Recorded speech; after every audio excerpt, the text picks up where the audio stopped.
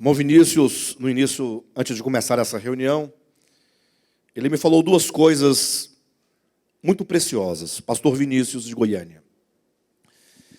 Ele diz assim: pastor, nós estamos num processo de destronamento do ego. Não foi isso? Estamos no processo de destronamento do ego. Ontem à noite, o nosso irmão José também teceu um comentário. Eu já volto no segundo comentário do Vinícius. Ele diz: pastor, permita-me te falar para saber se eu compreendi de fato.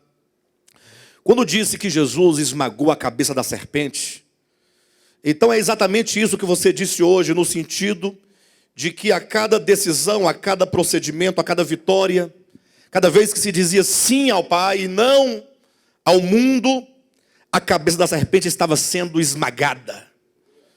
E isso é maravilhoso porque muito se tem dito, inclusive se vê abundantemente nos movimentos chamados pentecostais, os crentes dizendo que estão pisando a cabeça da serpente.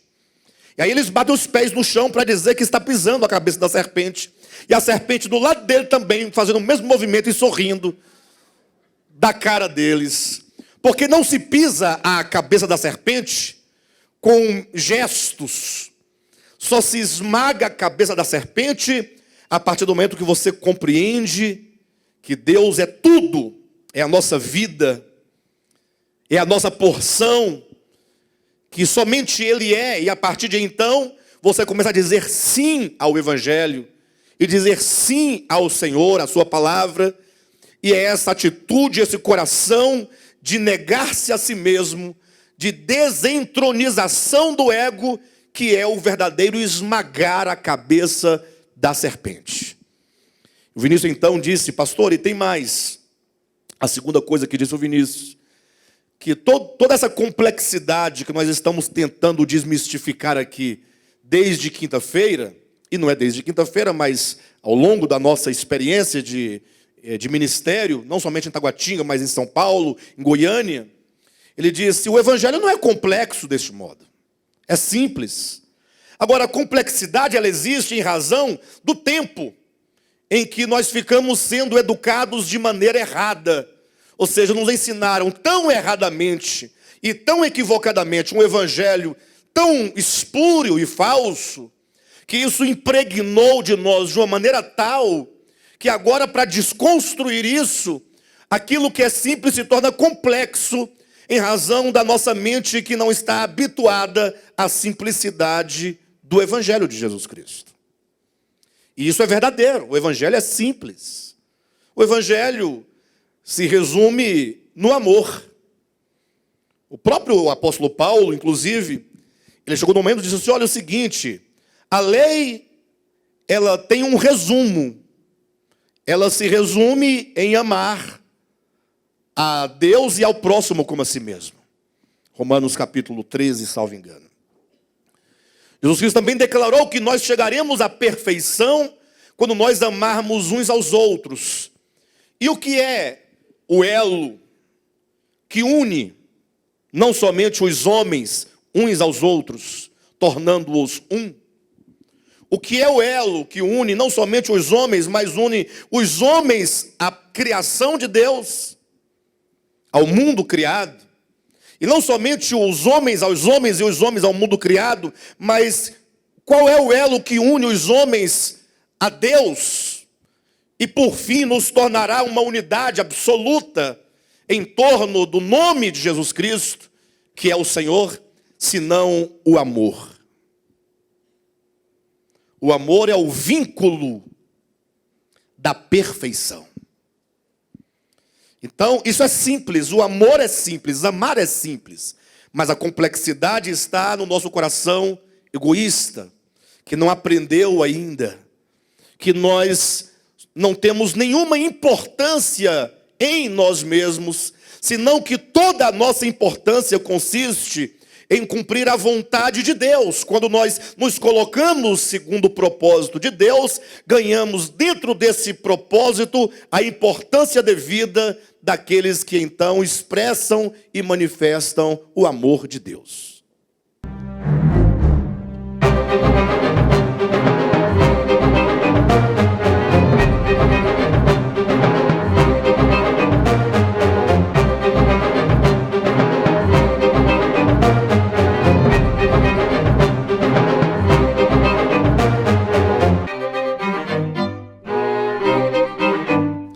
Nós vamos fazer aqui o fechamento, falando acerca do caminho. João capítulo 14, versículo 6, respondeu-lhe Jesus: eu sou o caminho e a verdade e a vida. Ninguém vem ao Pai a não ser por mim. O capítulo 14 fala sobre a obra de Cristo de preparar um lugar para nós. Aqui ele chama no versículo 2 de a casa do Pai. Já vimos que a casa do Pai não é uma casa no sentido geográfico, mas fala da harmonia do reino de Deus, em que toda a criação, uma vez gerada pela vida eterna, pela vida divina, pelo próprio Deus, quando a criação estiver toda em harmonia com Deus, em pleno serviço, amor e obediência, então haverá essa unidade de que tanto se fala nas Escrituras e pela qual Jesus orou dizendo a fim de que todos sejam um. E esse lugar, portanto, chamado aqui de casa do Pai, conforme o versículo 6 e conforme o versículo 10 deste mesmo capítulo de João, é o próprio Deus, conforme diz: eu sou o caminho, a verdade e a vida, ninguém vem ao Pai. Não crês que eu estou no Pai, disse Jesus, e o Pai está em mim? Jesus disse: Pai, eu oro para que eles sejam um, assim como eu e tu somos um. Eu neles, tu em mim e eles em nós. Este em fala exatamente de um coração, de uma alma e de uma consciência completamente reconciliados com Deus. E essa reconciliação se torna necessária quando, desde o primeiro dia estamos falando, depois como foi criado, ao alcançar o estágio de consciência de si mesmo, em relação a si, em relação ao outro, em relação ao mundo, em relação a Deus, que é representado pela árvore do conhecimento do bem e do mal, o homem, ele ali exerce essa liberdade, esse livre-arbítrio, como se pode dizer, e ele exerce no sentido de abandonar a vida, não viver mais por meio da vida. Conforme diz Efésios capítulo 4, versículo 17 e 18, ele decide, em razão da vaidade dos seus próprios pensamentos, obscurecido no coração, o homem decide viver alheio à vida de Deus. E como o filho pródigo da parábola de Lucas capítulo 11, ele sai da casa do Pai, sai da comunhão, do amor, do cuidado, do relacionamento, e ele parte para uma terra distante. Veja como a Escritura ela é cheia de metáforas. Essa terra distante fala da condição do homem longe de Deus. Essa distância fala da distância do coração, da mente, da consciência. É o que diz em Jeremias capítulo 17, como um arbusto plantado no deserto, numa terra salgada e inóspita, que não percebe o bem quando este lhe vem, completamente destituído. E aí então é necessário que haja a reconciliação. E aqui está o grande detalhe da mensagem desta manhã. É necessário que o homem seja reconciliado com Deus. Agora, tem algo no meu coração muito forte. Eu tenho dito isso insistentemente nos últimos tempos. Não sei quantos têm entendido ou apreendido o que eu estou dizendo, mas é sobre essa questão da reconciliação, sobre a salvação. Porque durante o meu tempo de vida cristã, e são muitos anos, eu preguei de diversas formas a salvação de Deus. Já preguei no modo arminiano, porque eu nasci no lar da Assembleia de Deus.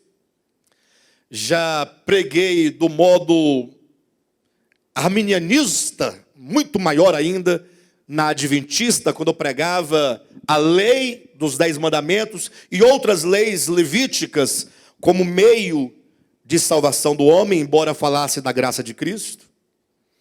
Depois já preguei de modo calvinista, quando saí imediatamente da igreja adventista, preguei a doutrina da salvação eterna, no sentido de que Desde que o homem creia em Cristo, ele tem garantida a sua salvação, a despeito de qualquer coisa.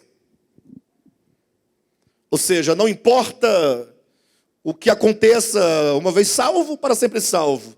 Descanse somente nessa frase e está tudo bem. Não que eu não creia que aquele que começou boa obra há de completar, não isso, não é isso. Mas simplesmente eu particularmente, acreditava numa salvação meramente judicial. E eu continuo crendo na redenção judicial, vocês verão logo no meu primeiro tópico. Porém, ficava desassociado da redenção judicial o aspecto orgânico. Ou seja, se você for salvo organicamente, você vai reinar. Se você não for salvo organicamente, você vai ser salvo, mas não vai reinar. De modo que eu ministrei, preguei e acreditei de diversas formas, mas desde que o Senhor me despertou para buscar o todo das Escrituras, sem negligenciar nenhuma parte, mas buscar a harmonia da revelação progressiva em toda a Escritura. Já contei isso aqui para os irmãos, já faz algum tempo. Que então eu tenho pensado a questão da salvação e da reconciliação de uma maneira integral. Ou seja, já não consigo mais, porque a Escritura não me permite, a compreensão que eu desenvolvi a partir da Escritura não me permite pensar a salvação parcelada, fracionada. Pensar o aspecto judicial independentemente de uma salvação real, orgânica da alma e do coração. E é por isso que eu quero compartilhar com vocês hoje, exatamente quando Cristo disse que não somente Ele é a vida, da vida falamos na primeira e segunda mensagem, não somente Ele é a verdade, porque Ele se faz homem para revelar o Pai, Ele revela o coração do Pai, mas também Ele se faz homem para, sendo homem, Ele viver como homem, vencer como homem e mostrar aos homens que tipo de humanidade Deus espera que seja no seu viver, uma vez redimida pela obra de Cristo. Ou seja, Cristo não é apenas aquele que nos salva dos nossos pecados, é aquele que nos salva do pecado. Enquanto uma consciência, Ele veio para mostrar que é possível que uma vez que você creia no Evangelho, você desenvolva uma consciência nova, um coração novo, um espírito novo. Quando Cristo diz lá para Nicodemos em João capítulo 3 sobre novo nascimento, Ele está dizendo sobre uma nova pessoa. E nova pessoa fala de uma outra pessoa. Não outra que não seja você próprio, mas implica morte, a morte do velho homem. E o que é a morte do velho homem, senão a morte de uma velha consciência, de uma maneira de perceber o mundo, de perceber a Deus, de perceber a si mesmo. E quando se muda tal percepção, se muda, portanto, o comportamento, o sentimento, os relacionamentos, as atitudes. Ou seja, não existe salvação real sem salvação. Você pode até dizer que está salvo, mas se você não estiver salvo, você não estará salvo. Gente, mas é porque eu estou falando de dois tipos de salvação. No sentido de que, se você disser que está salvo, isso aqui é o âmbito da doutrina. Eu estou salvo, né? Jesus me salvou. Mas se você não estiver salvo, se esse evangelho não é poder de Deus, que muda o coração, tira o coração de pedra e coloca um coração de carne, que seja sensível, que você sinta você mesmo, sinta Deus em você, sinta o outro, perceba o outro, sinta Deus no outro, não há salvação real. O evangelho, ele nos dá um novo coração, um novo espírito, uma nova vida, é nascer de novo. Interessante que nascer de novo é exatamente nascer de novo. Porque a primeira vez nascemos da carne. Nascer da carne implica que nós nascemos de Adão e herdamos uma consciência caída, um coração caído. E, infelizmente, ao longo do tempo, nós vemos aí, até muitas vezes chegamos a anunciar isso, de que pregando essa verdade em termos doutrinários, em termos de você pegar um quadro e sistematizar e explicar cada termo no grego, ou seja, no hebraico, em qualquer língua que você quiser, observando a semântica das palavras, das frases, analisando ali exegeticamente. Mas a questão é que nós somos chamados a receber o Evangelho. Nós somos chamados a crer no Evangelho. E isso não acontece de outra maneira, senão de uma maneira orgânica. O judicial é extremamente importante, mostrarei isso para os irmãos. Mas se o judicial permanecer apenas como judicial, ele só tem alguma eficácia no próprio Cristo, que enquanto homem viveu como homem, venceu como homem, e entrou nos céus e entrou no Santo dos Santos. Agora, para que esse judicial cumprido por Cristo seja para mim, de maneira prática, e quando eu me aproprio desse judicial, ele se torna para mim, portanto, orgânico. Não há como separar os aspectos, embora eles existam do ponto de vista didático, mas a experiência da salvação não pode ser dicotomizada. Ela deve ser integral. Amém? Bem, e portanto Cristo diz aqui, eu sou o caminho, a verdade e a vida. Sobre a vida nós já falamos, sobre a verdade mostramos como que ele, Cristo encarnado no seu viver, ele é a verdade porque ele manifestou com exatidão quem é o Pai e como se deve viver a vida humana unido com o Pai, sendo um com o Pai. Chegamos hoje no eu sou o caminho, a questão do caminho. Interessante, não sei quantos já atentaram para o livro de Atos, mas no livro de Atos, os crentes, os discípulos de Cristo, eles são chamados de vários nomes, desde chamados de cristãos, eram também chamados de hereges, mas, sobretudo, eles eram chamados de os do caminho, aqueles que são do caminho. É uma expressão abundante no livro de Atos. Por que será que é dito aqueles que são do caminho? Infelizmente, e eu tenho insistido também nisso, a igreja tem pregado ao longo do tempo a Escritura dentro de uma visão meramente dogmática ou doutrinária. Aí eles dizem, não, Jesus é o caminho. Se você acreditar que Jesus é o caminho, você está salvo. Aí a pessoa passa a confessar que Jesus é o caminho e não entendeu o sentido de Cristo ser o caminho. Ora, ser o caminho significa que ele é caminho para você, caminhando nele, voltar ao Pai. É um caminho a ser percorrido. O caminho não é para ser acreditado, não é para ser exibido meramente, pintado. Não adianta desenhar um quadro bonito, com um caminho bonito e colocar, eu sou o caminho, João 14. Isso não resolve a vida de ninguém. Quando Cristo diz, eu sou o caminho, ele está dizendo, vocês deverão voltar ao Pai por este caminho, por mim. Cristo se torna não somente aquele que nos perdoa os pecados, mas se torna o caminho para nós voltarmos ao Pai. E alguém poderia perguntar, mas em que sentido Jesus é o caminho? Como eu posso caminhar este caminho? Ou neste caminho? E aí esse caminho, ele se apresenta na Escritura, embora integral, entendam que nós vamos dicotomizar apenas no âmbito didático, mas no âmbito da experiência deve ser entendido de forma integral, que não se desassocia, mas que se une, se reúne e se junta. Este caminho, ele se apresenta tanto num aspecto judicial, não podemos negar o fato de que a obra de Cristo tem uma eficácia vicária. O que é uma eficácia vicária? É que a morte de Cristo, ela tem o poder de pagar a dívida que nós tínhamos. Ele pagou o preço pelos nossos pecados. Ele nos substituiu no que diz respeito à penalidade do pecado, ao salário do pecado. Uma vez que o salário do pecado é a morte, E, portanto, quantos pecaram, eles têm como salário, como recompensa, a morte.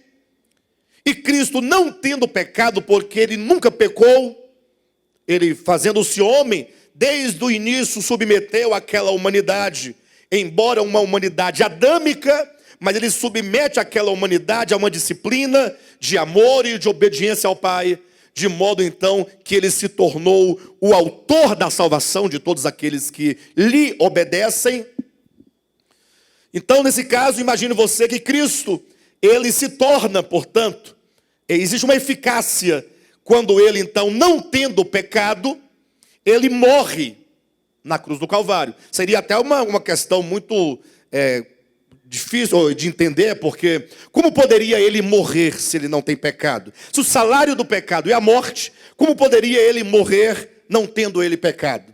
Será que a morte teria poder sobre ele se ele não tem pecado? A não ser que ele tomasse sobre si os pecados de quem? De quem? De quem? Como diz João, no capítulo 2 da sua epístola, salvo engano.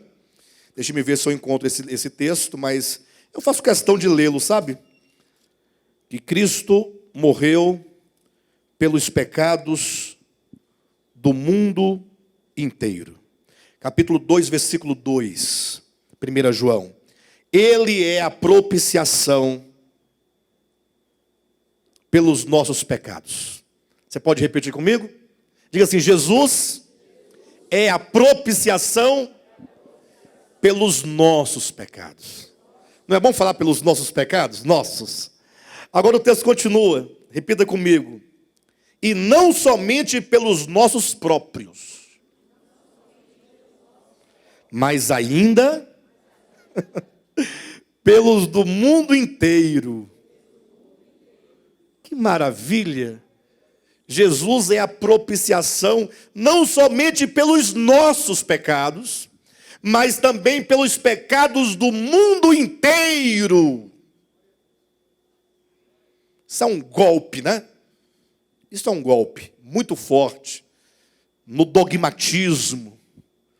Bem, então Cristo se torna, nesse caso, o substituto do homem e, portanto, a sua obra de redenção na cruz do Calvário tem esse poder vicário, esse poder substitutivo, esse poder de perdoar os pecados nossos e do mundo inteiro.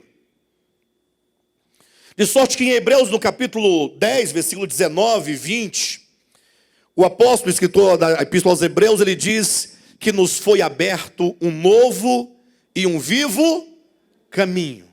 Jesus diz: eu sou o caminho, a verdade e a vida.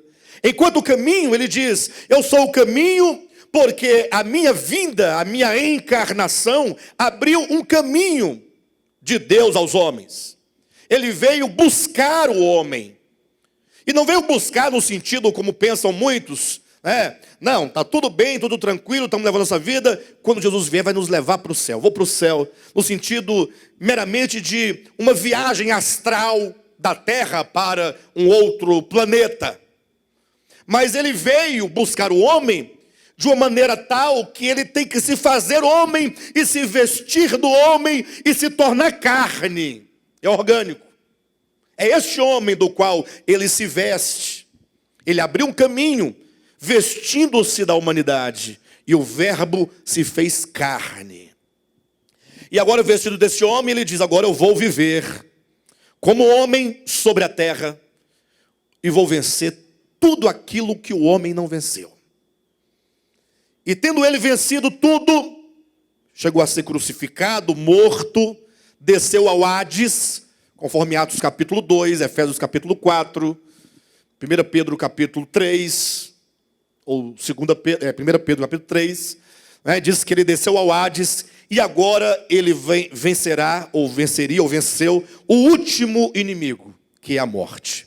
E aí ele sai em ressurreição, e agora este corpo que estava ali na sepultura, o corpo de Cristo, foi ressuscitado, absorvido de vida, glorificado, e agora sai o homem, Jesus, do sepulcro.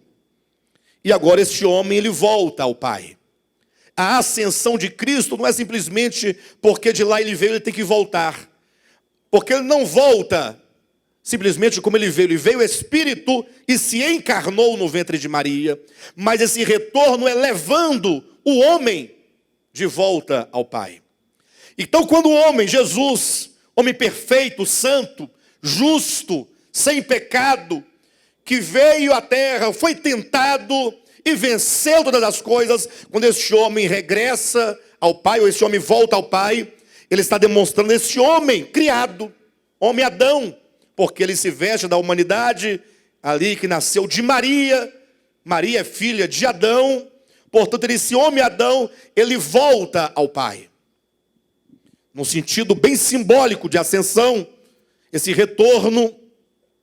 E então essa obra de morte, ressurreição e ascensão de Cristo é que se diz que ele nos abriu um novo e um vivo caminho.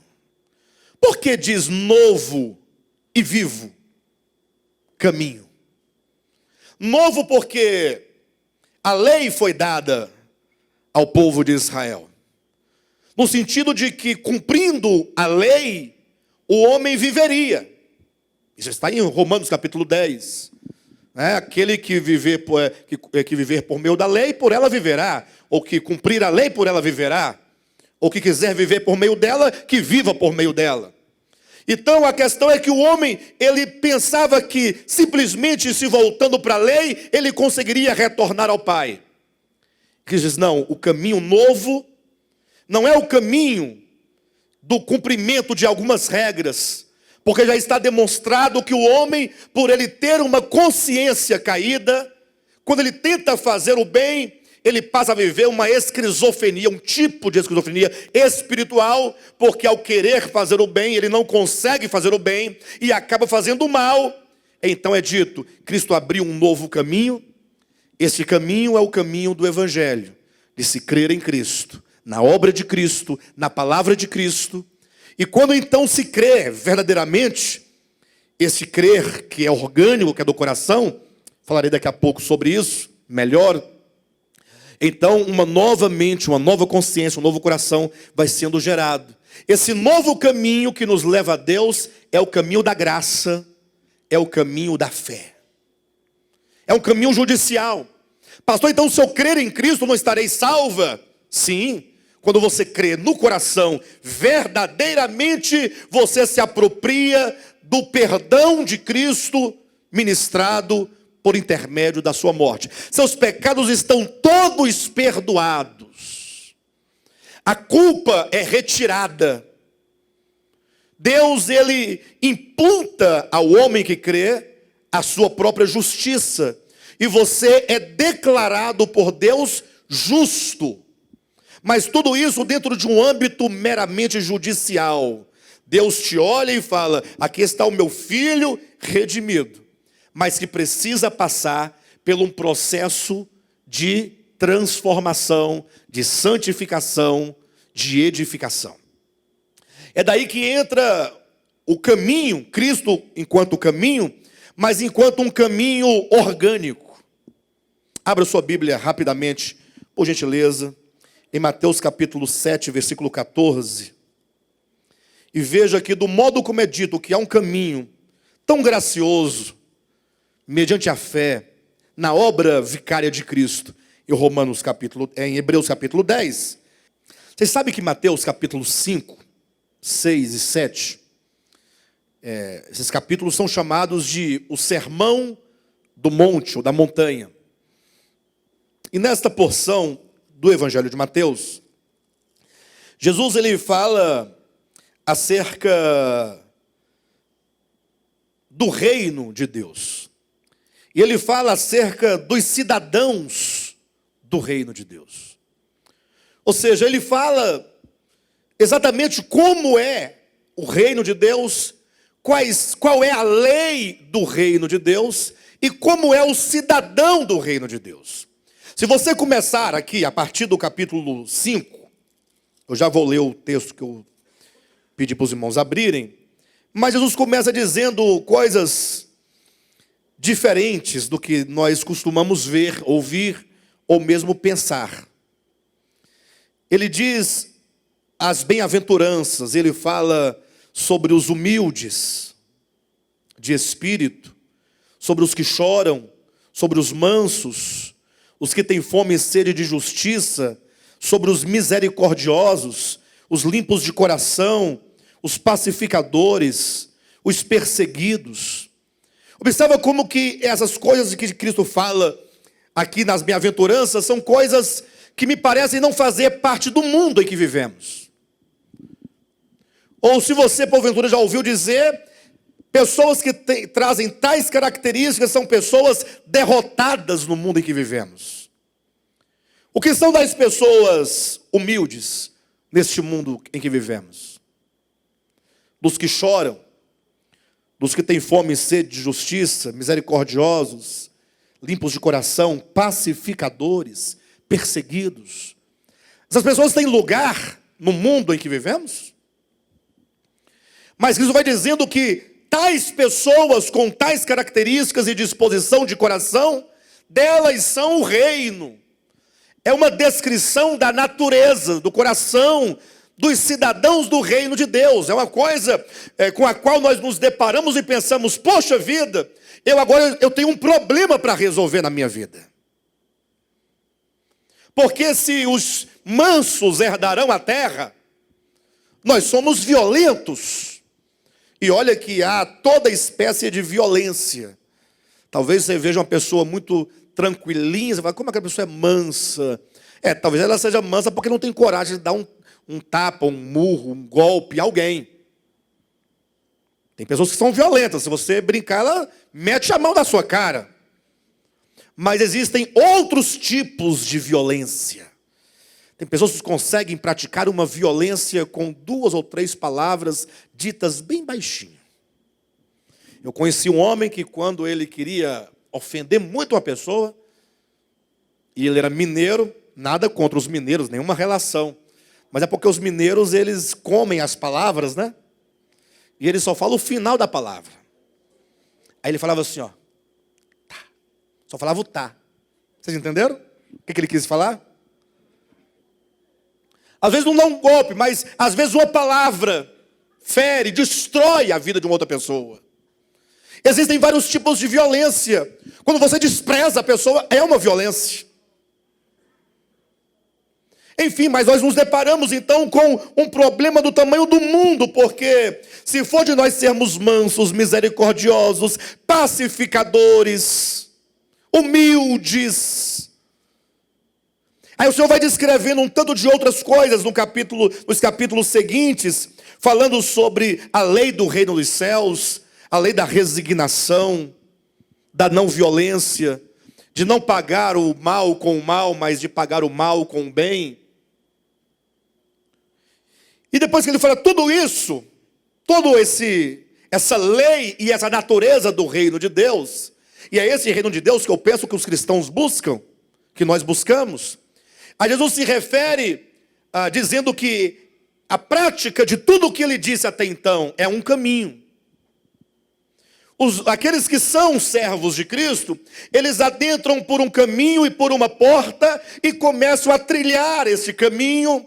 E esse caminho é um caminho orgânico de uma vida totalmente transformada conforme os preceitos e a natureza do reino de Deus, nos capítulos 5, 6 e 7. E ele se refere a isso dizendo no versículo 13 do capítulo 7, entrai pela porta estreita. Larga é a porta, e espaçoso o caminho que conduz para a perdição, e são muitos os que entram por ela. Versículo 14, porque estreita é a porta, e apertado o caminho que conduz para a vida. Diga para o seu irmão, apertado é o caminho que conduz à vida. Talvez alguém diga, não, pastor, mas porque essa vida aqui, esse caminho aqui, é do reino, reinar com Cristo 1000 anos. Mas você pode ser salvo sem reinar com Ele. E aí eu fico pensando, e hoje eu posso pensar dessa maneira, como pode alguém ser salvo, estar salvo, e não reinar com Cristo? Então você não está salvo. Como Paulo diz, não, eu sou salvo, mas eu abro mão do reino milenar. Já ouvi muito isso. Eu não vou reinar mesmo, sabe? É muito difícil. Aí uma vez que eu estou salvo, para mim está de bom tamanho. Eu passo lá 1000 anos, lá meio, naquele quartinho escuro, né, Vinícius? Mas depois dos 1000 anos eu vou para a eternidade com Deus, está tudo bem, tudo resolvido. Mas observa que Cristo diz que apertado é o caminho que conduz à vida. Ou seja, se o caminho me conduz à vida, e eu não entrar por esse caminho, abrindo mão desse caminho, eu posso encontrar-me com a vida? Então eu estou desprovido da vida?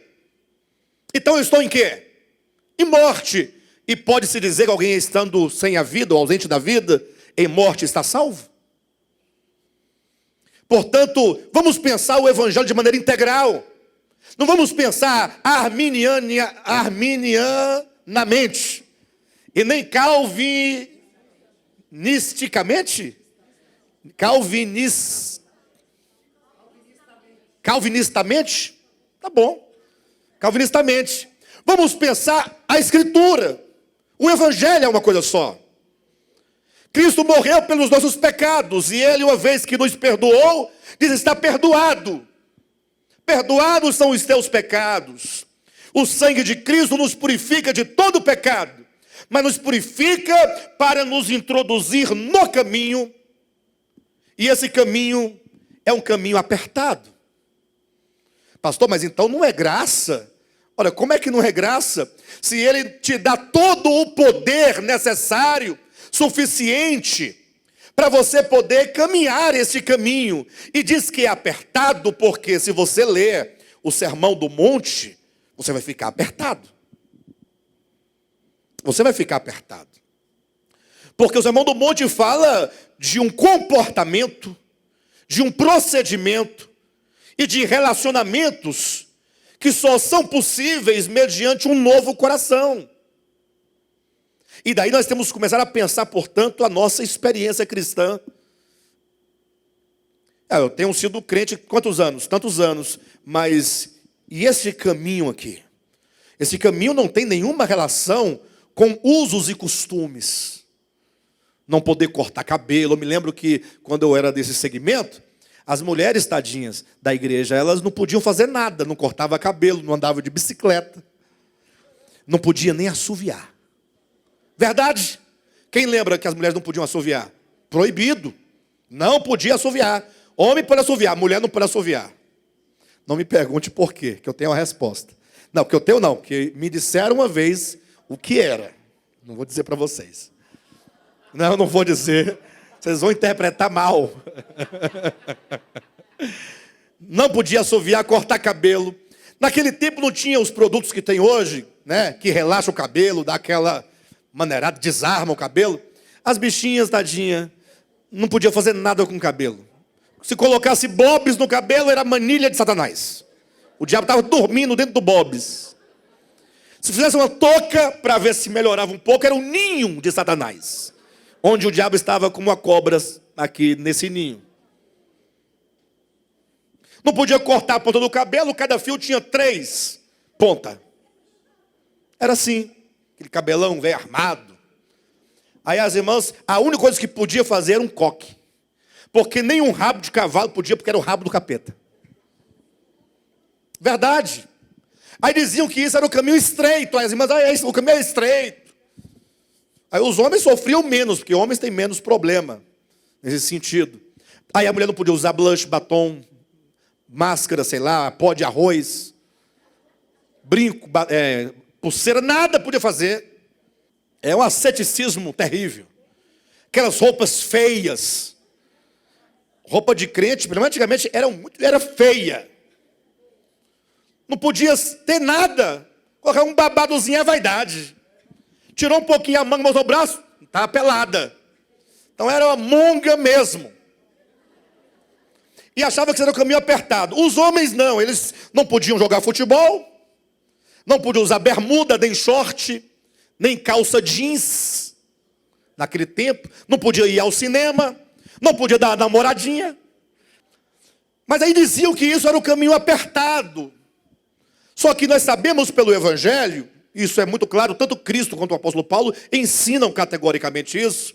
Jesus disse, olha, pessoal, olhem para mim, nada do que há fora do coração do homem pode contaminá-lo. Sabe por que nós não crescemos muito ainda, até hoje? Nós crescemos bastante, graças a Deus, isso que temos entendido tem nos encaminhado. Não o suficiente, mas nós estamos dando passinhos de formiga, mas estamos. Não é? Como diz o poeta. Mas, porque nós talvez ainda trazemos a ideia de que o caminho seja exatamente a abstinências de coisas que estejam fora do homem. Nós ainda lutamos por isso, brigamos por isso, nos escandalizamos com essas coisas. Ficamos pensando sobre essas coisas. Aí, enquanto você está vivendo esse evangelho falso, mentiroso, de abstinências, e Cristo está dizendo, nada há fora do homem, nada, que entrando nele possa contaminá-lo. Aí, para que você não deixe de compreender, e diga que não compreendeu, palavras tão claras, ele diz, tudo o que entrando no homem, ou tudo o que entra no homem, não pode contaminá-lo. Nada do que há fora contamina, tudo o que entrando não contamina. Agora, ele diz, é do coração. Onde está o problema? Onde está o problema do homem? É aqui dentro. Por isso que nas bem-aventuranças você não vai encontrar bem-aventurados os abstêmios de vinho. Não tem. Porque isso é fácil. É fácil para quem? Para o pastor Josué.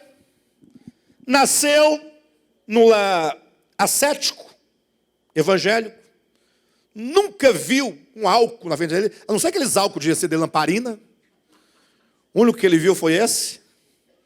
Aí no dia que ele ouviu o evangelho da libertação, aí ele falou, então pode tomar cerveja. Aí decidiu experimentar. Já tinha 49 anos por aí, quando ele resolveu provar uma cerveja. Aí ele foi todo feliz, no mercado de compra. Aí ele viu uma cerveja quente lá na prateleira, Heineken. Aquela bem amarga, sabe? Ruim que só. Tem quem goste, né? Aí ele falou assim, essa aqui tem um nome assim meio alemão, acho que eu vou levar essa, deve ser boa, né? Aí colocou no carrinho, só.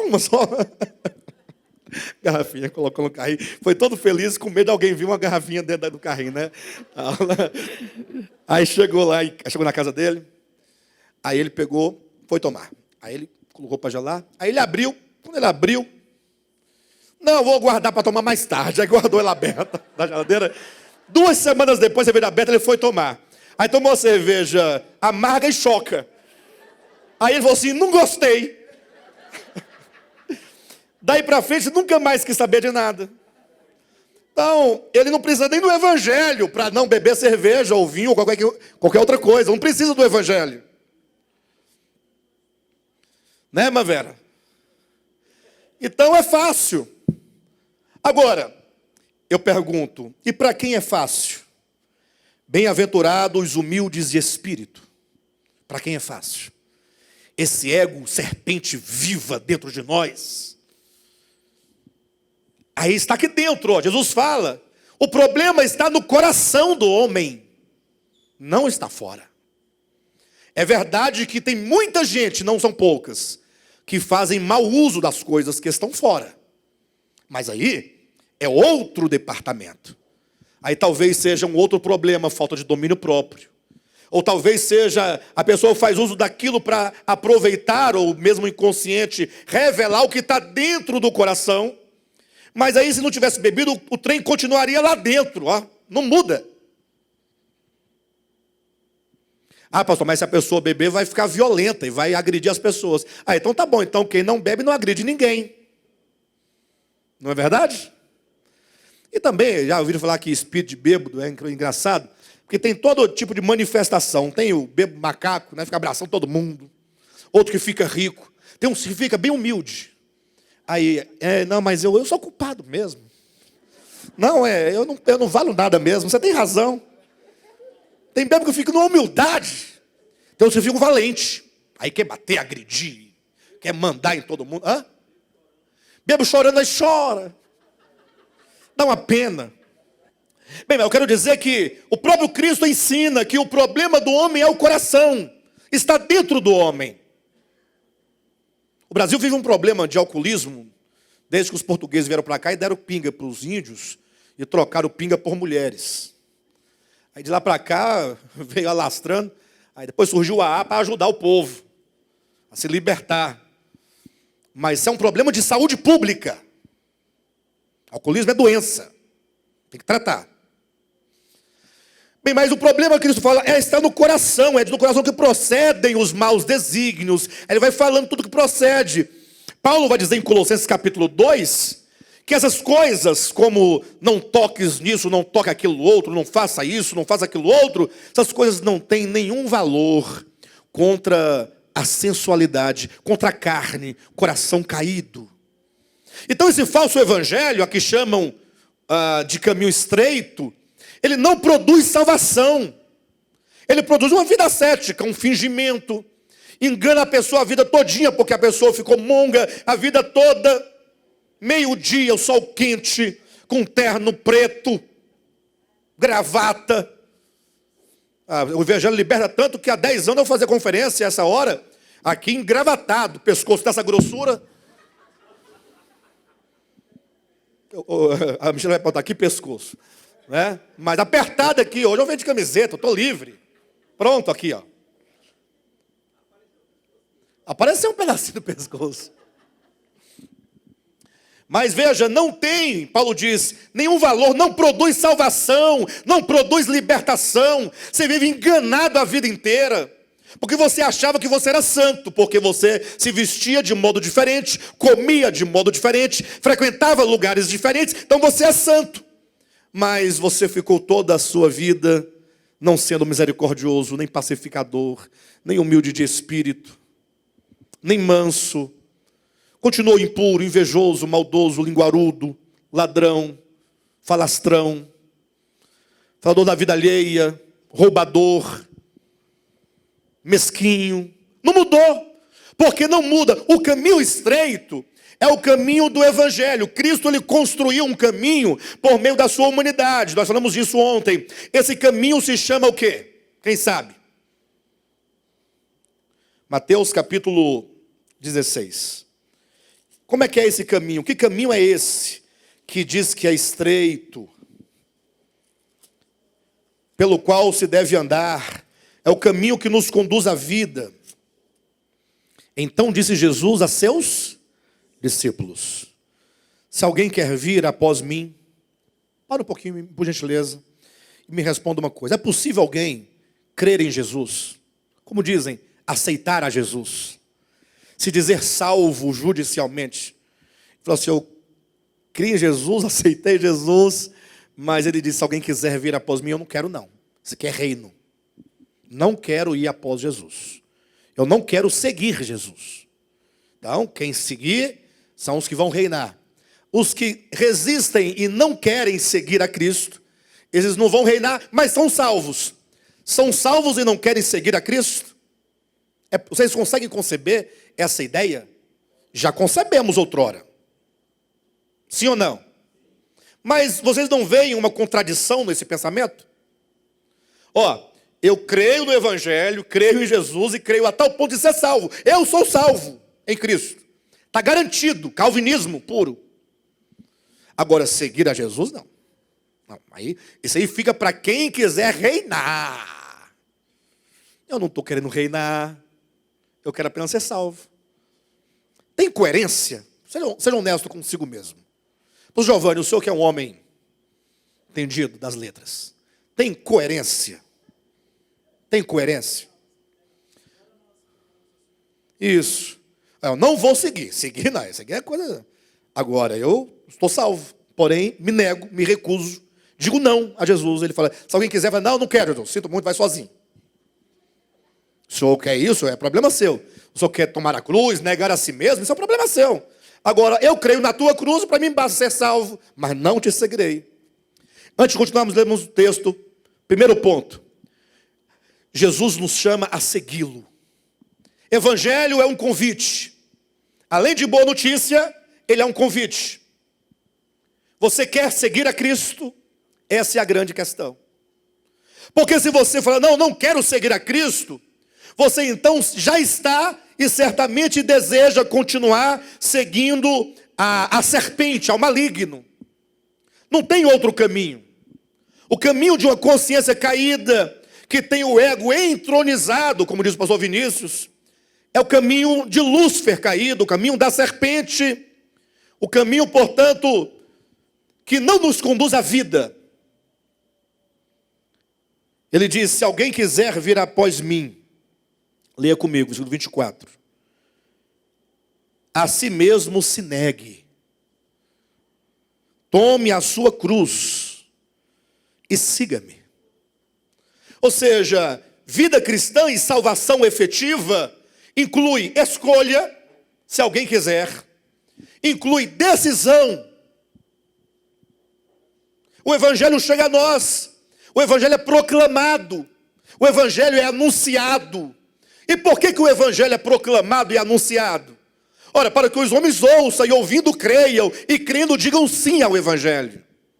Então nós não podemos pensar que não cabe ao homem nenhuma participação no processo. Não é verdade que a fé vem de Deus, a salvação é pela graça. Ora, como não pode ser pela graça? É pela graça. Porque o crer é pela graça, e quando você diz sim, só pode fazê-lo pela graça. A graça de Deus não somente é um dom imerecido, um favor imerecido, mas é uma capacidade espiritual que já habita em nós e está disponível em nós, uma vez que Deus criou o homem com espírito humano. E esse espírito humano é a lâmpada do Senhor. E essa lâmpada é a lâmpada que nos ilumina, que nos mostra. E isso é Deus, isso é graça dentro de nós. Mas o evangelho diz, se alguém quiser vir após mim. Portanto, o evangelho, ele passa pela nossa vontade, ele passa pela nossa decisão. E não podemos ficar sentados dizendo, não, o Senhor um dia fará a obra. E ficar postergando, jogando na conta de Deus. Diz, não, filho, você tem que entender o evangelho. O evangelho se entende quando você contempla a verdade. A verdade é o Cristo encarnado, ele tem um viver humano. Ele anunciou o Pai, ele falou acerca do Pai. E como homem ele viveu o caminho que nós devemos viver. O caminho de quê? Da abnegação. Sermos serpentes de bronze, crucificada. Por isso ele diz, se alguém quiser vir após mim, negue-se a si mesmo. Tome a sua cruz e siga-me. O evangelho implica negar-se e implica cruz. E deixa eu dizer uma coisa para mim aqui. E vocês vão ouvir eu dizendo para mim. Não existe evangelho sem discipulado. Não existe. Jesus disse, ide e fazei discípulos de todas as nações, batizando-os em o nome do Pai, e do Filho e do Espírito Santo. A pregação do evangelho é fazer discípulo. Não tem evangelho sem discipulado. E o que implica o discipulado? O que é ser discípulo? Não é você ter um mestre, sim ou não? E então você não somente aprender com o mestre, mas seguir o mestre. Discipulado implica seguir. E seguir implica um caminho. E esse caminho é estreito. Não porque ele seja estreito, vou pegar o Vinícius aqui, porque a coisa mais natural para o homem sem o pecado é o caminho estreito que lhe é natural. O problema é que nós estamos tão incrustados no coração, né, de Lúcifer caído, da serpente, de Adão caído, velho homem, que nós pensamos, mas se eu for por aquele caminho, eu vou ter que deixar para trás isso. Há muitas coisas aqui velhas em mim, que eu terei que abandonar, eu terei que abrir mão. Eu terei que, a partir da minha decisão, da minha compreensão, pelo poder do Evangelho, do Espírito Santo, falar, eu tenho que abrir mão disto. Aí eu posso entrar por esse caminho. E aí muitas vezes nós não queremos fazer isso.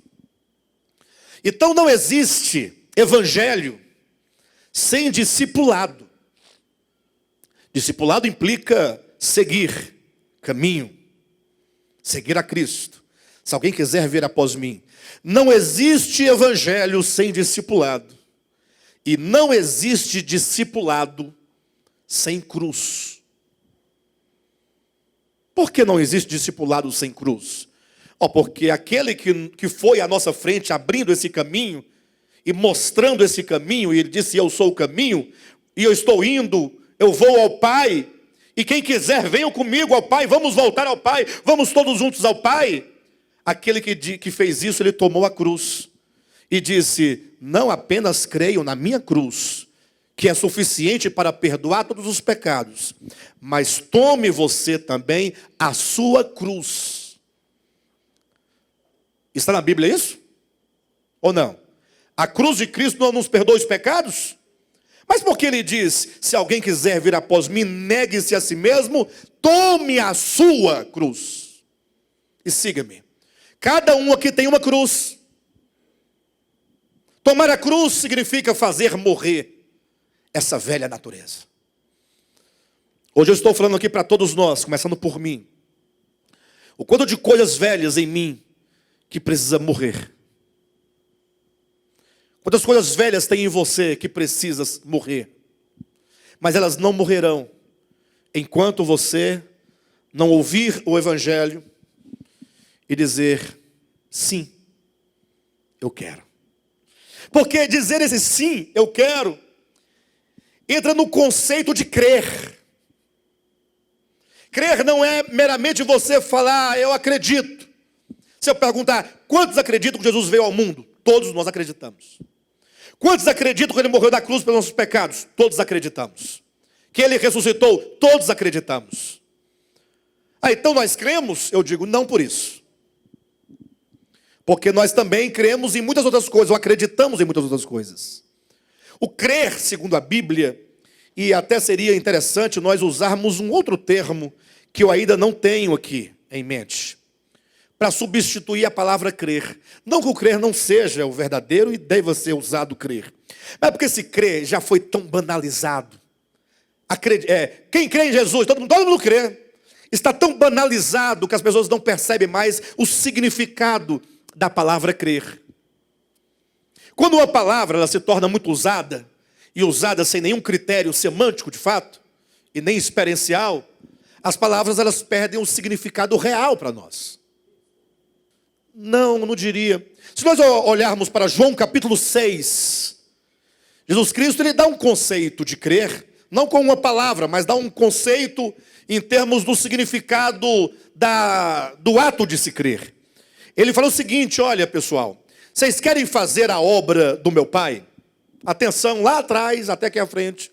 Vocês querem fazer a obra do meu Pai? Pergunta Jesus. Quem quer fazer a obra do Pai? Aqui. 4 pessoas, graças a Deus. Já temos 4, Ó. Hoje, 4 é muita gente. Mas Jesus fala assim: querem fazer a obra do Pai? Primeiro tem que discernir o que é a obra do Pai. Não é sair fazendo coisas para Deus, colocando um véu na cabeça, roupa comprida, mão para cima, língua estranha. Para de bobagem. Isso é bobagem. Se alguém quiser fazer a vontade do meu Pai, ou que seja a obra do meu Pai, eu estou me referindo a João capítulo 6, saibam, a obra do meu Pai é esta. 2 pontos. Ele vai dizer a expectativa. Qual é a obra do Pai? Que vocês creiam naquele que por ele foi enviado. Ficou fácil. Não é não? Fácil. Crer em Jesus, pronto. Mas aí ele deu apenas o conceito de obra, é crer. Agora o conceito de crer se desenvolve em todo o restante do texto. João capítulo 6, versículo 37 em diante, ele vai dizer: sabe o que é crer? Aí ele começa a apontar, dizendo: olha, vamos começar por aqui. Crer é comer. Comer é absorver. Absorver é tomar para si a natureza, os nutrientes do alimento que se come. Eu sou o pão da vida. Se vocês comerem este pão, e esse pão então uma vez comido, recebido dentro de vocês, Imagina agora que todas as proteínas, ou que sejam as vitaminas, ou os sais minerais, os nutrientes, pronto, deste pão, deste alimento, será absorvido por todo o seu ser. E haverá um metabolismo e um processamento desse alimento que vai entrar para a sua corrente sanguínea, para o teu ser. E esse alimento, portanto, vai te constituir. Crer é alimentar-se do pão da vida, é comer a carne de Cristo e beber o sangue de Cristo. Olha que coisa mais linda, Cristo é muito sábio. Ele querendo nos falar o que é crer, fala, não é simplesmente consentir. Não basta você falar que consente, é comer. Tomá-lo. Tu pega Cristo e você digere. Toma-o para dentro de si. Aí a irmã falou, aceitar a Cristo é o mesmo que recebê-lo. Eu pergunto, você quer receber a Cristo? Se ele entrar em você, ele vai mudar muita coisa. Então, é comer. Esse comer é um processamento para que agora aquele alimento se torne participante de você e você dele. Pastor, mas como se pode comer de Cristo e beber de Cristo?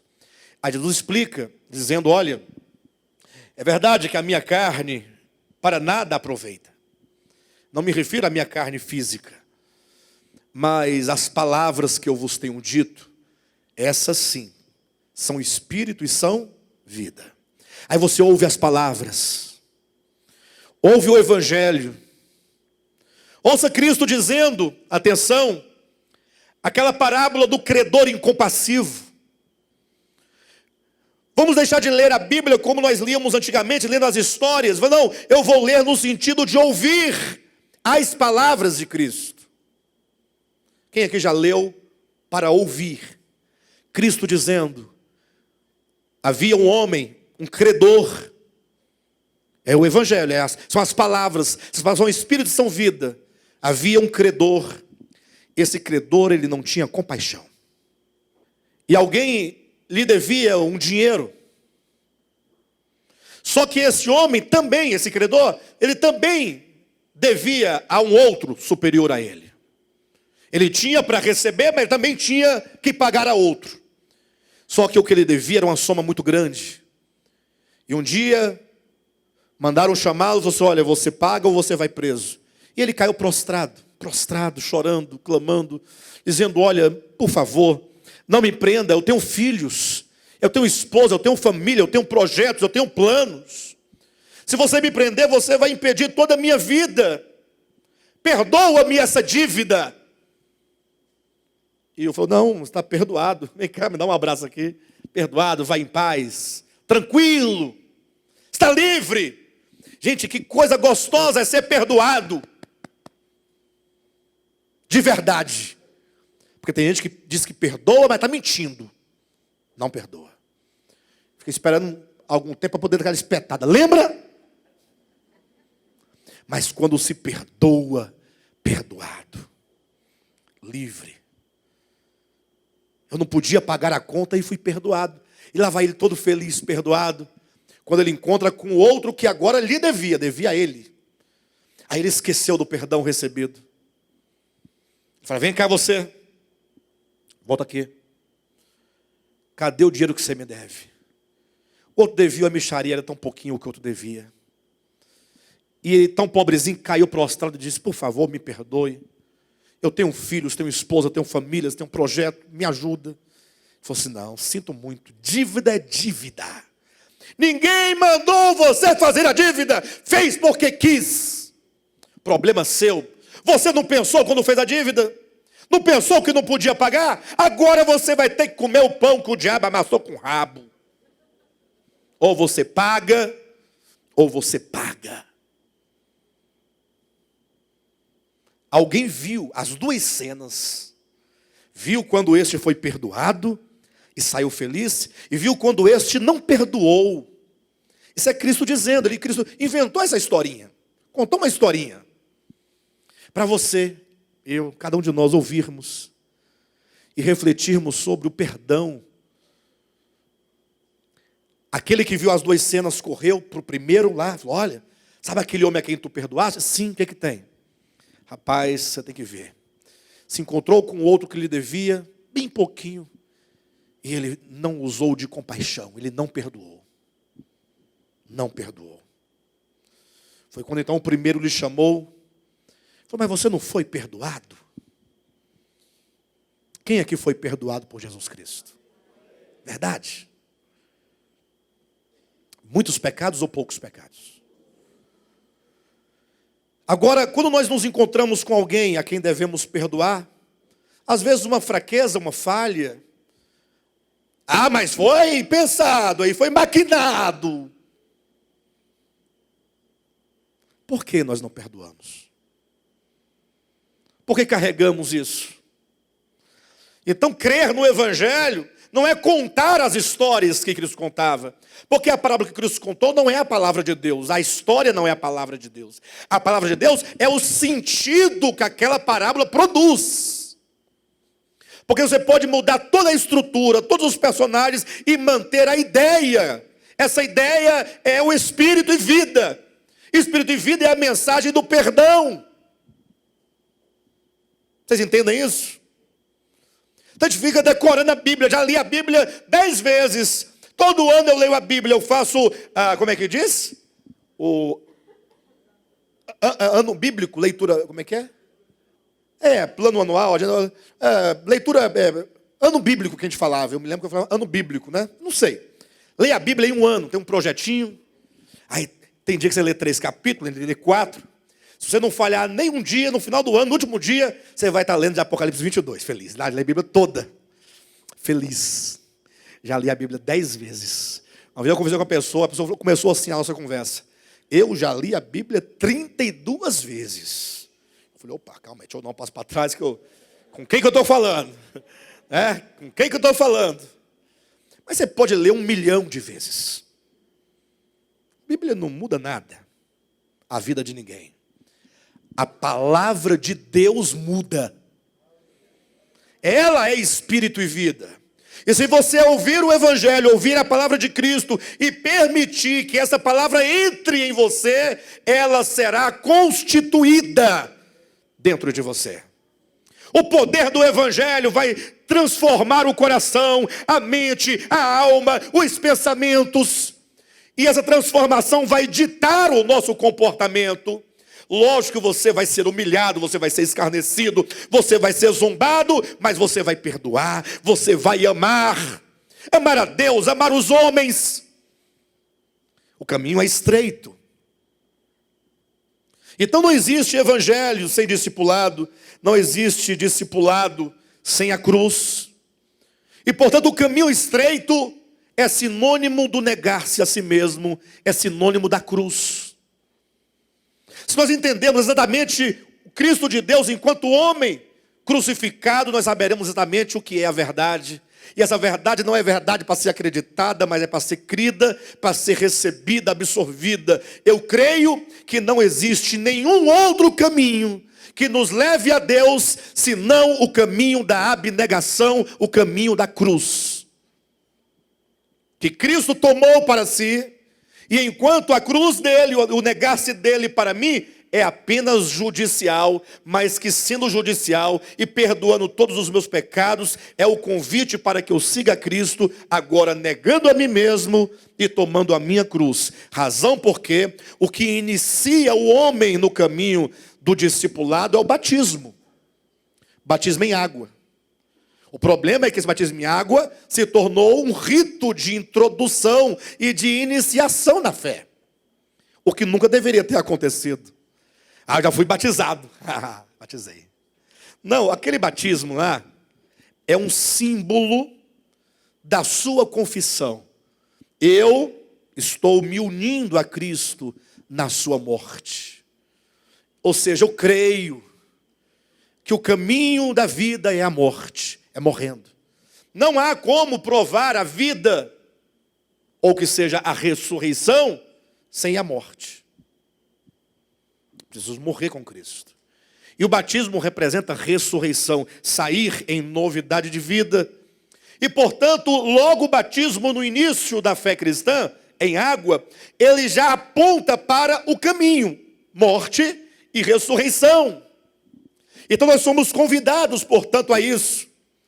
E aí é onde você, ao ouvir o evangelho, precisa passar por algumas etapas. Primeiro, é a etapa da compreensão. Vocês compreendem que o evangelho deve ser crido, recebido, dentro? Vou usar aqui o apelo dos evangélicos. Você aceita a cruz? Você aceita que você deve perdoar? 7 vezes 7? Não, 70 vezes 7. Ou seja, que você vai perdoar quantas vezes? Não tem vezes. Você pode multiplicar. Perdão, vida cristã é perdão. Cristo perdoou, devemos nós perdoar. Nada de invocar Moisés ou os profetas para sair lançando maldição em ninguém. Não é perdão. É graça, é misericórdia, é acolhimento, é bondade. É socorrer o inimigo que está caído lá. Inclusive, eu quero fazer aqui um elogio público ao segmento, que às vezes tanta gente critica, né, os adventistas do sétimo dia. Não sei se vocês ficaram sabendo, que nessa procissão agora do dia 12 de outubro, lá para Aparecida, não tem aquele rito? A romaria. Os católicos levando cruz, pedra na cabeça. Aí geralmente os crentes ficam olhando e fica, né? Bando de idólatra. Vão tudo queimar. E tem base bíblica, vai até lá para Jeremias, Isaías, pegar o cesto da idolatria. E Deus, de fato, ele aborrece a idolatria. Não estou justificando nada. Mas os adventistas fizeram um ato muito nobre. Eles armaram várias campanas em vários trechos da romaria, porque são quilômetros e quilômetros, né? E as pessoas andando dias e dias, sem comer, sem beber água, no sol quente, cai a pressão, dá bolhas nos pés, com fome, desmaiam. Então os adventistas que têm um trabalho de saúde, médicos e enfermeiros, eles armaram várias campanas ao longo da estrada para que esses romeiros pudessem entrar e aferir a pressão, tomar uma água, comer um lanche, cuidar dos pés, fazer uma massagem, para eles poderem prosseguir com saúde. Que coisa bonita. Mas isso você está colaborando? Não, gente, para. A idolatria é deles e Deus. Eu estou cuidando do ser humano que é cego, ignorante. É só o ser humano. A massagem não é na estátua, é no ser humano. O pão aqui, o lanchinho, é porque ele está com fome e tem 4 dias que não come e está desmaiando. Agora, se ele vai levar uma estátua na cabeça, isso não é comigo, eu estou cuidando do outro. Que coisa mais bonita. Eu achei lindo. Achei maravilhoso. Porque pelo menos quebra um pouco essa religiosidade, esse espírito de acusação, de disputa, e ver o outro independentemente da sua fé. Foi o que Cristo ensinou quando contou lá a parábola do samaritano. O samaritano socorreu um judeu, eles eram inimigos, ferrenhos. Mas não importa, se o outro não tem a minha fé, ele precisa de socorro, temos que ajudar. Então, começa com o princípio do entendimento. Se você entende, aí vem o segundo ponto. Vem o arrependimento.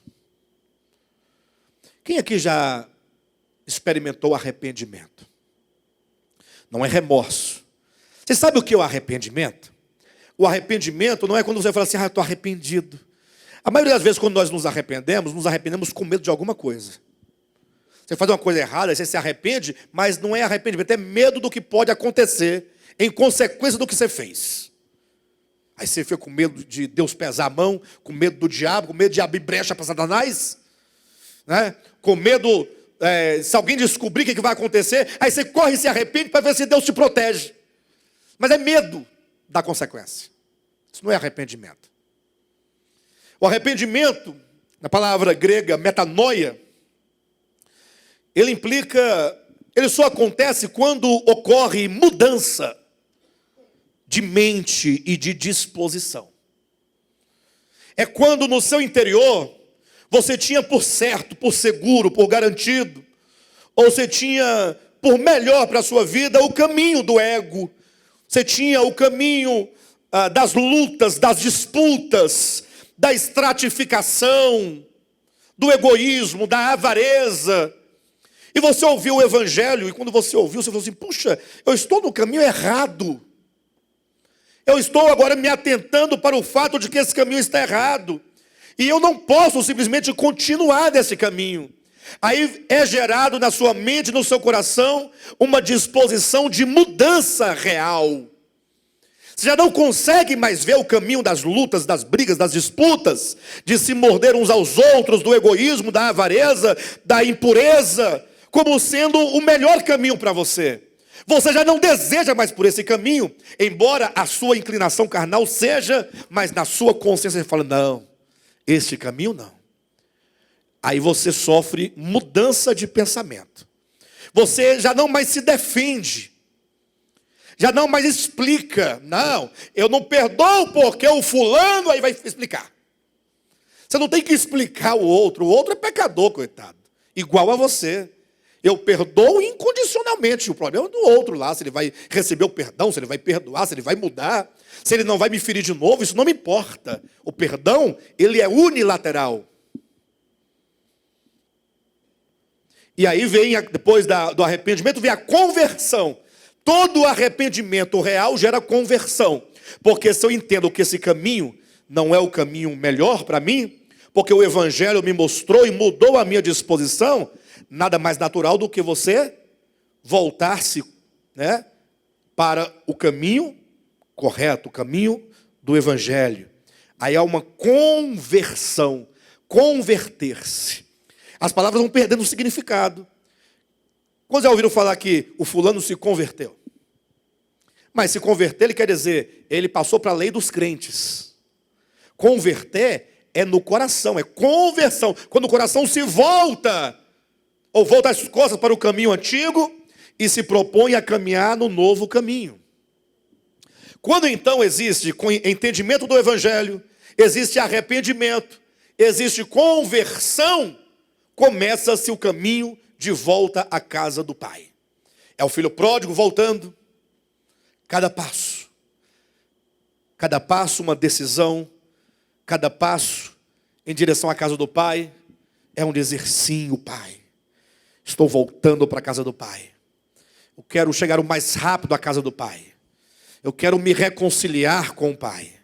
Eu quero ser abraçado pelo Pai, beijado pelo Pai, ser recebido nessa comunhão. E na medida então que todos os homens vão voltando, e esse retorno começa pela igreja. A igreja, ela é o filho primogênito de Deus. A igreja, teoricamente falando, pela revelação das Escrituras, é aquela que vai primeiramente gozar dessa obra de redenção, e que vai servir, inclusive, de instrumento de Deus, ela enquanto corpo de Cristo, para que o mundo creia que Cristo foi enviado pelo Pai, por meio do testemunho da vida e da obra da igreja. Já dá para perceber que está um pouquinho longe, não é? Mas isso vai acontecer. Então nós somos convidados a este retorno ao evangelho, esse retorno à verdade, esse retorno a este caminho, e sobretudo no sentido de que estamos caminhando em direção a esse retorno à casa do Pai. Eu quero ser honesto com os irmãos, eu quero retornar à casa do Pai. Eu já estou dando alguns passos em direção. Eu tenho que continuar caminhando. Você também deseja retornar à casa do Pai? A essa reconciliação? Para que naquele grande dia, como dizem em Efésios capítulo 1, versículo 9 e 10, todas as coisas dos céus e da terra convirjam para o Filho. Nós estamos caminhando para esse momento profético, esse momento escatológico. Logo chegará o dia em que todas as coisas dos céus e da terra, todos os seres dos céus e da terra, hão de convergir para Cristo. Essa convergência implica a reconciliação. Porque se todos foram criados nele, tendo Cristo como esse eixo central, o pecado fez com que os homens se centrifugassem de Cristo, fossem lançados para longe de Cristo, no coração e na consciência. Mas agora o Pai está trazendo todos de volta, para que Cristo seja tudo em todos. Quando isso acontecer, se cumprirá o que está lá em Filipenses capítulo 2, versículo 11. Todo joelho nos céus e na terra, e debaixo da terra. Que grande dia, queridos. Todo joelho. Pastor, mas todo joelho? Todo. Nenhum joelho deixará de se prostrar diante de Cristo. Todo joelho nos céus, na terra e debaixo da terra se prostrará diante dele. E toda língua, toda, Lúcifer, se estiver lá, vai confessar. Os demônios, anjos caídos, anjos não caídos, quantos estiverem lá. Essa é a palavra-chave para você não me cercar lá fora e me perguntar sobre esse assunto. Agora, se não estiverem lá, aí não tem como estar. Aí não tem jeito. Mas quantos estiverem lá, independentemente, até o pastor Renato, inclusive, todos hão de se prostrar. Será o grande dia em que o universo reconciliado, redimido, vai se curvar. Esse se curvar é uma rendição, é dizendo, Jesus Cristo é o Senhor. É um coração que agora está disposto à obediência. Um coração que se voltou para Deus e que agora o ama. E reconhece a Deus como sendo a fonte, a origem de todas as coisas, a vida, a sustentação, o único que é digno de ser honrado, adorado, glorificado. É o universo totalmente, neste momento, se cumprirá a palavra de Cristo, a fim de que todos sejam um. E o que desagrega esse um é o pecado. O pecado é o nosso ego, essa serpente viva, que foi decidida por Adão lá na frente, lá atrás, quando ele caiu. Ser um com o Pai, portanto, é entender a vida, a verdade e tomar este caminho. Não tem outro recurso, não existe outro evangelho. É pela graça, é pela fé, que dele nos apropriamos em direção a sermos um só. Não é razão que o Apocalipse ele se encerra, a história se encerra, tendo a nova Jerusalém, que descida do céu, está ali meio que suspensa nos ares. Essa é a descrição simbólica, porque essa nova Jerusalém, ela representa os santos do Antigo e do Novo Testamento, que foram chamados, eleitos, predestinados, que atenderam ao apelo divino e foram salvos por meio do Evangelho, foram salvos por meio de Cristo. Eles trilharam o caminho estreito, esse caminho que é Cristo, viveram esse negar a si mesmo e esta cruz, mas porque eles são eleitos, predestinados, recortados e colhidos de toda a terra, eles são a noiva do Cordeiro, a noiva de Cristo, que descida do céu, agora um novo céu e uma nova terra, vai governar e vai servir de sacerdócio para poder servir as nações sobre a terra. É aquele quadro lá do Antigo Testamento, quando Deus disse, olha, eu quero morar, habitar no meio do povo de Israel. Faça, portanto, um tabernáculo, coloque bem no centro e coloque 3 tribos ao norte, 3 tribos ao sul, 3 a leste, 3 a oeste. Eu quero ficar no meio do povo de Israel. Se essa cabana, esse tabernáculo, representa então o que está lá em Apocalipse, vi descer do céu a nova Jerusalém, e ouvi uma voz que dizia, eis o tabernáculo de Deus, que é a habitação de Deus, que é a igreja de Cristo Jesus, Antigo e Novo Testamento, essa igreja de primogênitos, eleitos, predestinados, que foram redimidos, foram transformados, conformados e glorificados. agora, e as nações sobre a terra, reconciliadas com Deus. Deus habitando no meio dos homens. É a maior figura da reconciliação. Todos sendo um. Mas não é um acordo, nem um contrato. É um no coração, na mente, na consciência. O amor, por fim, vencerá.